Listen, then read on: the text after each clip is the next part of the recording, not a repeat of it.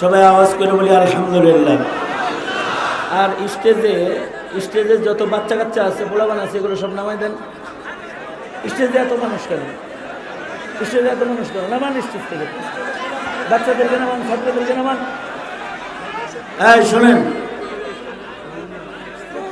আলহামদুলিল্লাহ আমাদের মাঝে এমন একজন মানুষ আগমন করেছেন এখন, শেখুল হাদিস ইবনে শেখুল হাদিস, জনতার রাহবার আল্লামা মামুনুল হক। আলহামদুলিল্লাহ বলি সবাই। বিগত দিনে ফ্যাসিস্ট সরকার মামুনুল হক সাহেবকে জেলখানায় ঢুকাইছিল। আল্লাহ পাক মামুনুল হক সাহেবকে, শেখুল হাদিস ইবনে শেখুল হাদিসকে বাংলাদেশের মুসলমানের দিলের ভেতরে ঢুকাইয়া দিয়েছে। এটার প্রমাণ হলো মানুষ ওনার প্রতি যে ভালোবাসা প্রকাশ করে, এই ভালোবাসার প্রকাশটাই বোঝা যায়। মামুনুল হক জেলখানার নয়, মামুনুল হক হলো এদেশের মুসলিম জনতার হৃদয়ের স্পন্দন।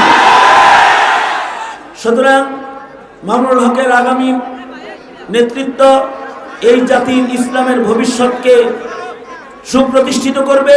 খেলাফত আলা মিনহাজিন নবুওয়া প্রতিষ্ঠায় যে আন্দোলন তিনি করে যাচ্ছেন, আমরা সবাই সাথে আছি তো ইনশাআল্লাহ। মামুনুল হক দামাত বারকাতুহুম, উনি এখান থেকে আবার আরেকটা প্রোগ্রামে ওনার অংশগ্রহণ করতে হবে। কোনাবাড়ি উলামা পরিষদের দুদিন ব্যাপী আজকের এই বিশাল জনসমুদ্র আল্লামা মামুনুল হক সাহেব হুজুরের শেষ নসিহার মাধ্যমে ইতি ঘটবে। আনুষ্ঠানিকতার অনেক কিছু ছিল, কিন্তু সময়ের স্বল্পতার কারণে আপনারা জানেন গাজীপুর পুরা রোডটা জাম। 2.5 ঘন্টা লেগেছে এ পর্যন্ত আসতে, যানজট। আবার যাইতেও কিন্তু ওনার ঘন্টার পর ঘন্টা লাগবে। এ কারণে সকল প্রকারের আনুষ্ঠানিকতা ক্লোজ। আমি এখন এই মুহূর্তে আপনাদের